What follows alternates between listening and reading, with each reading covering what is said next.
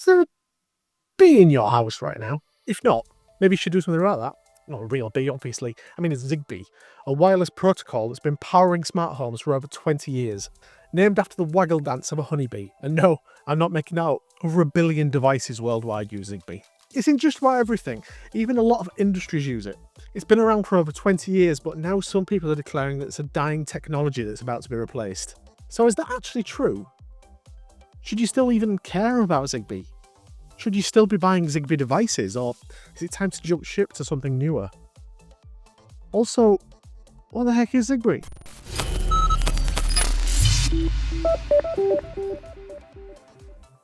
Welcome to Foxy's Lab.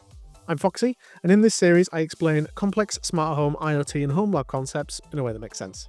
In this episode we're talking about Zigbee, the wireless protocol that powers a huge chunk of the smart home world. We're also going to talk about why people think it's dying and work out if that's true or not. So, go grab a coffee, I'll get one too, and then we'll get into it. Oh, I forgot to turn the light on. That's better. Zigbee is a wireless protocol designed to let smart home devices talk to each other. That's the simple version. The slightly less simple version is that it's a low-power, short-range wireless standard that operates on the 2.4 GHz frequency band, which is the same band your Wi-Fi uses, and that'll be important later on. Wi-Fi is designed to move large amounts of data quickly, streaming video, downloading files, loading web pages, playing games. It's powerful, but it's hungry. It eats battery like nobody's business. Zigbee is the opposite. It sends tiny amounts of data slowly, using very little power. A Zigbee temperature sensor can run for years on a single battery. If you tried that with Wi-Fi, your sensor would be dead by... Okay, let's see, today's Sunday. Multiply the wattage, carry the Tuesday. The other big difference is how the network is structured. Wi-Fi uses what's called a star topology, which means every device connects to your router directly. Your phone talks to the router, your laptop talks to the router, your smart switches talk to the router. Everything talks to the router. If the router can't reach a device, tough luck. Zigbee uses a mesh network. In a mesh, devices don't just talk to a central hub, they also talk to each other. They relay messages through their neighbours. If one path to a device is blocked, the message finds another way around. It's self-healing, which means the network automatically adapts when a device goes offline or a new one joins. The more devices you add, the stronger your network gets. Kind of. We'll explain more about that later. Think of it like a neighbourhood. If you needed to get a message to somebody at the end of your street and you could only shout, you need a really loud voice. That's Wi-Fi. But every person on the street could just tap the neighbour on the shoulder and pass the message along. You'd get there without anybody needing to shout at all. That's Zigbee. Here's a quick history. The idea behind Zigbee goes back to the 90s, when engineers started thinking about self-organising wireless networks for industrial sensors. The kind of thing where you've got hundreds of little devices in a factory or warehouse that need to communicate without being individually wired up. In 2002, a group of companies including Honeywell, Philips, Motorola and Mitsubishi got together and formed the Zigbee Alliance to turn that idea into an actual standard.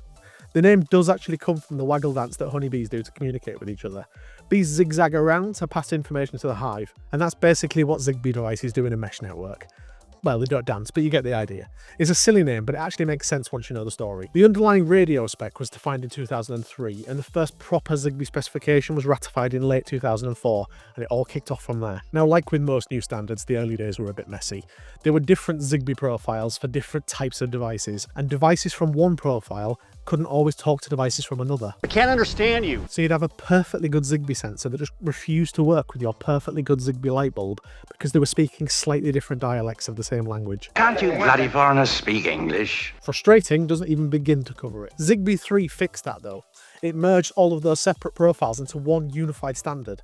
Any Zigbee 3 device should be able to join any Zigbee 3 network and expose its functions in a predictable way. It also brought better security with updated encryption. Basically, Zigbee 3 was the version where Zigbee grew up and actually started behaving itself. I'm gonna do what's sensible. I'm gonna file for unemployment. And I'm gonna try to get a job at Enterprise Rent-A-Car. One more bit of history that's important to know. The organisation behind Zigbee used to be called the Zigbee Alliance, but in May 2021, they rebranded to the Connectivity Standards Alliance, or the CSA. The CSA is also the organisation behind Matter and Thread, which means the same people who built Zigbee are now building its potential successor. Keep that in the back of your mind, because we're going to come back to that. Every protocol has its own language, and Zigbee is no different.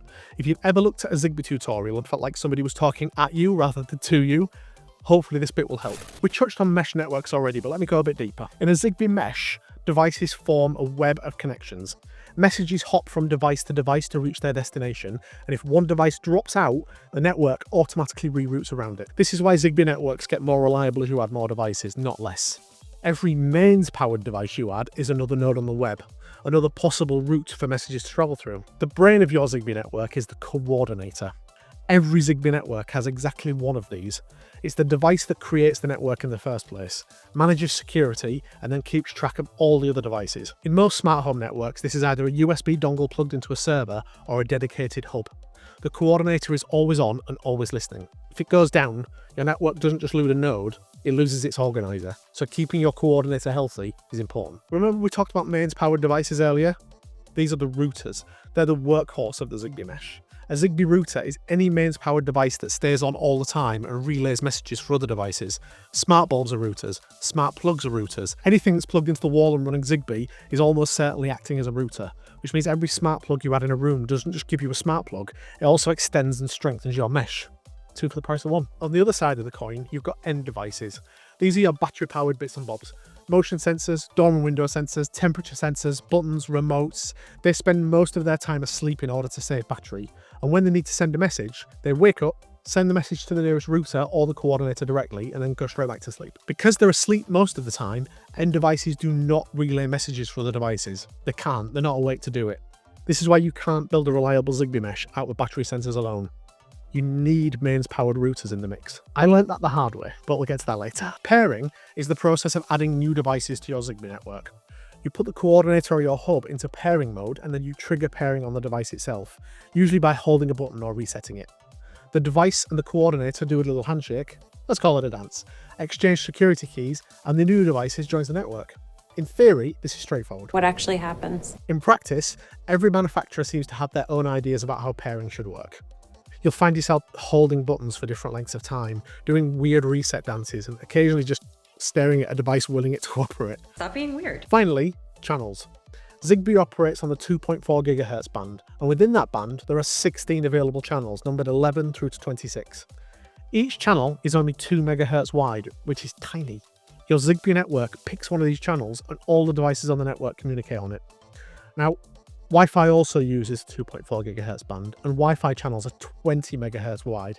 That's 10 times wider than a Zigbee channel, so one Wi-Fi channel could stomp on several Zigbee channels at the same time. If your Wi-Fi and your Zigbee network happen to be sitting on overlapping frequencies, they'll interfere with each other, and your smart home will start acting flaky. Understanding this can make a big difference, and there are practical things you could do about it, which I'll cover in the rules section. There are a few more terms that you might come across that are worth a quick mention. TouchLink is a pairing method that works by physical proximity. You hold two devices close together and they pair directly. IKEA and Philips Hue both use this in some of their products.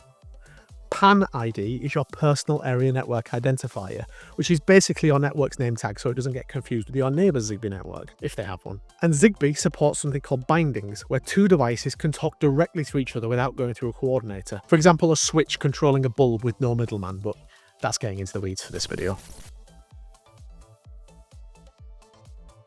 I run Zigbee in my smart home through a piece of software called Zigbee 2 MQTT, or Z2M. I've done a whole video on that if you want the deep dive. For today though, the short version is that Z2M takes all of the Zigbee chatter from my devices and translates it into MQTT messages that the rest of my smart home could understand. Node-RED handles the automation logic, Home Assistant gives me the dashboards and control. All of it runs locally on my own hardware without the need for the cloud or any external servers, just my network under my rules. My Zigbee coordinator is an SM Lite SL-ZB MR2. Before that, I use a Sonoff ZB Dongle E, which is a great budget option if you're just getting started. The SM Lite is a step up in terms of reliability, especially for larger networks. It's also got an independent thread mode, which allows me to run a thread network from a single device. We'll cover thread in a future video. You don't need the expensive SM Lite coordinator if you're just starting out. Just the Sonoff dongle will do you absolutely fine. I've got about 20 Zigbee devices running at the moment. A mix of sensors, buttons, plugs and bulbs from a few different brands. The beauty of Zigbee is it doesn't care about brands. An IKEA sensor will work alongside a Sonoff switch. An IKEA plug will work fine with a Hue bulb, without any of them needing to know or care about each other. The protocol handles all of it. That's why I went with Zigbee over running everything on Wi-Fi. The devices sip power instead of guzzling it. The mesh sorts itself out so I'm not fighting with Wi-Fi range in weird corners of the house. My router isn't buckling under 30 extra connections that it really wasn't meant to handle. But the big one for me is that it all runs locally. No cloud, no internet dependency. If my broadband dies tomorrow, my smart home keeps working like nothing happened. That on its own was enough to sell me on it. Just like real bees, Zigbee can absolutely sting you if you don't know what you're doing. And I've got the welts to prove it. Don't buzz off yet. Time for the gotchas. The big one is Wi-Fi interference, because Zigbee and Wi-Fi share the 2.4 GHz band. They can step on each other's toes, and when they do, things get weird. Devices stop responding, sensors go silent, commands can take ages to arrive. You start questioning your entire smart home setup and wondering if you should just bought a load of Wi-Fi plugs instead. I had exactly this problem. My Wi-Fi and Zigbee were sitting on overlapping channels and I didn't even realise it.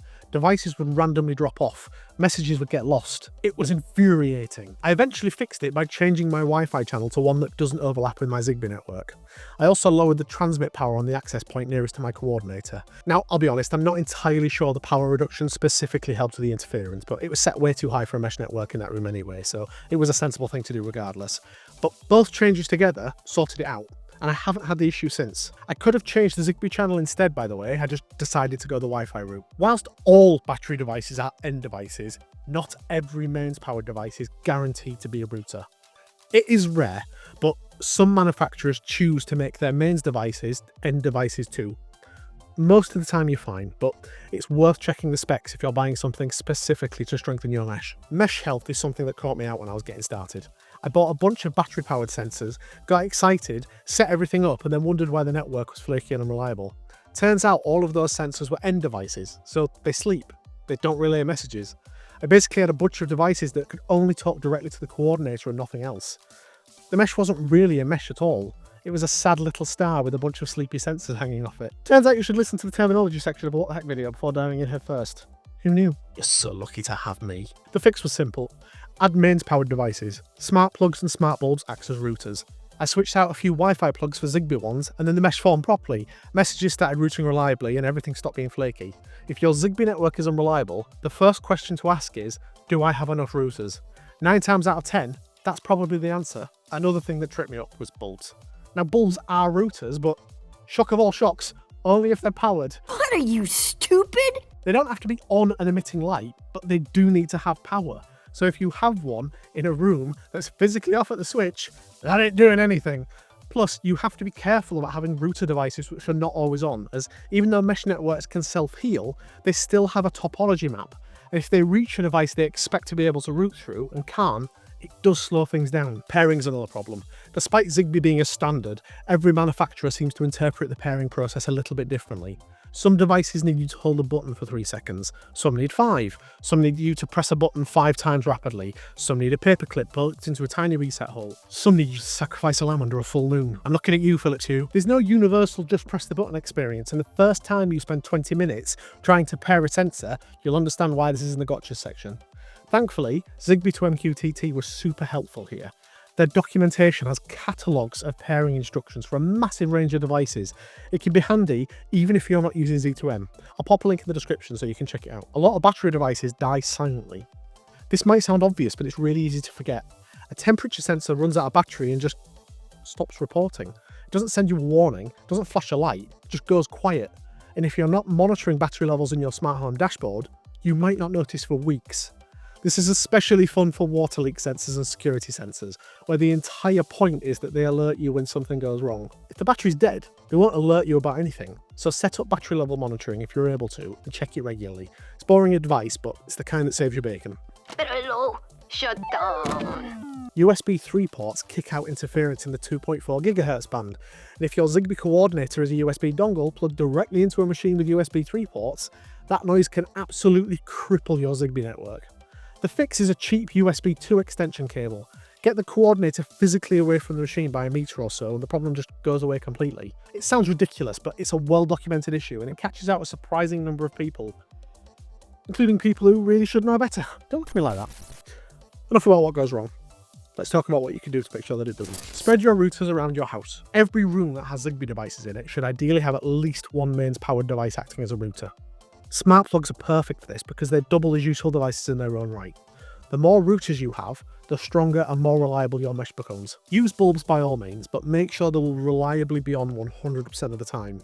If you live in a house where somebody is likely to use the power switch to turn the light off, either don't use a bulb or put a lamp in that room. with a smart bulb in, obviously.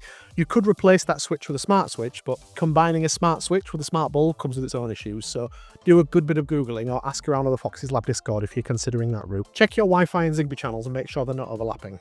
Zigbee channels 15, 20 and 25 are generally the safest option because they sit in the gaps between the most commonly used Wi-Fi channels. Channel 26 is also good for avoiding Wi-Fi, but some older Zigbee devices don't support it, so test it before you commit to that one. If you're having mysterious Zigbee reliability issues, channel overlap with Wi-Fi is one of the first things to check. If you've got a Wi-Fi access point close to your Zigbee coordinator, consider turning the power down on it or moving it away.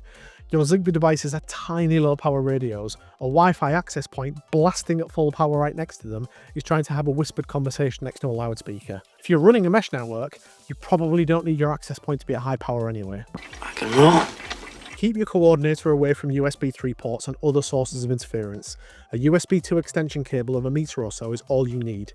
This is such a common fix that many Zigbee coordinator manufacturers actually include one in the box these days. Use it. Don't try to be clever and skip it, it's there for a reason. Back up your coordinator configuration. If your coordinator dies and you don't have a backup, you'll have to repair every single device on your network from scratch. Some coordinators support over-the-air backups. Use them. Future you will be extremely grateful, and present you will barely notice the effort. I bet you don't even do that one. I'm the one saying the rule, and even I don't do it. We totally should though. We're our own worst enemies. Just do it, please. So is Zigbee dying? Should you be worried? The short answer is no. Your Zigbee devices are fine. They'll keep working for years to come. Also, don't worry about little things like this. Should give yourself a headache. However, the longer answer is more interesting. Remember the CSA? They're also the people behind Matter and Thread, which is being positioned as the future of smart home connectivity. Thread is a mesh networking protocol very similar to Zigbee in some ways.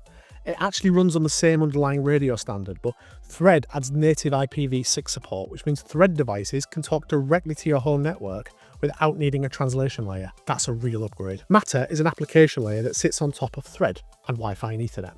It defines how devices identify themselves and communicate their capabilities. The vision is that a Matter certified device should work with any Matter certified platform out of the box. No more, does this work with my hub questions, or at least that's the dream anyway. One of the biggest signals came from IKEA. They were one of the largest Zigbee device manufacturers in the consumer space with their trad-free range, and in late 2025 they launched 21 new smart home products, all using Matter over Thread. The whole updated product line is built around Thread as the primary protocol, but IKEA hasn't abandoned Zigbee entirely. Their Dirigira hub has been updated to work as a Matter controller, a Zigbee to Matter bridge, and a Thread border router. All the IKEA Zigbee devices keep working through it, and some of the new Kajplatz bulbs actually have a dual radio supporting both Matter over Thread and Zigbee. So even IKEA's big shift to Thread isn't a clean break. It's a transition with backwards compatibility built in. Zigbee itself isn't standing still either. The CSA announced Zigbee 4 in late 2025 with some pretty significant improvements. Support for sub-gigahertz frequency bands, which means longer range, and something called Zigbee Direct, which lets you set up devices using Bluetooth without needing a hub at all. It's fully backwards compatible with Zigbee 3, so your existing devices don't become obsolete. Also, Zigbee was, and right now still is, unquestionably the king of smart home protocols. There are over 1 billion Zigbee devices deployed worldwide. Billion, with a B. That kind of install base does just vanish overnight. Device manufacturers are going to keep supporting Zigbee for a long time because they've been mental not to. If you've already got a Zigbee network running, tools like Zigbee to MQTT and ZHA can bridge your Zigbee devices into a Matter ecosystem. You don't have to rip up and replace anything. The beauty of using an open standard like Zigbee is that even if the world collectively decides that, yeah, Zigbee's dead, no more Zigbee, all that means is you won't be able to get new Zigbee devices. The old ones will continue to work until they wear out. Hell, the world itself could end, and provided they still get power, your Zigbee devices won't even notice. Look, I'll be blunt, Thread and Matter will probably dominate new device releases going forward. The investment's there, the big companies are behind it, and the technical advantages are real. But Zigbee's not dying, it's transitioning. And the practical reality for anybody with a smart home right now is that running a Zigbee coordinator alongside a Thread border router is the sensible approach, and likely will be for years. If you're just starting out and choosing what to build on, Thread and Matter are worth looking at seriously. If you've already got Zigbee devices, keep buying Zigbee. It's mature, it's supported. The device ecosystem is enormous, with over 5,000 devices supported by Z2M alone, and it's not going anywhere anytime soon. Frankly, even to you newbies out there, I still recommend Zigbee. The devices out there are often cheaper than their Thread equivalents, and there's a much wider range. You'll probably have to add Thread at some point, but you probably won't feel the pain of being Zigbee only for quite a long time. I'm going to cover Thread and Matter in more depth in their own What the Heck video because there's a lot to say about it and they deserve proper attention.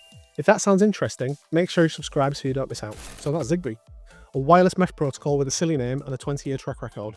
It's not flashy, it's not new, but it works, and it's going to keep working for a very long time yet. What the Heck is an ongoing series where I explain the ins and outs of tech.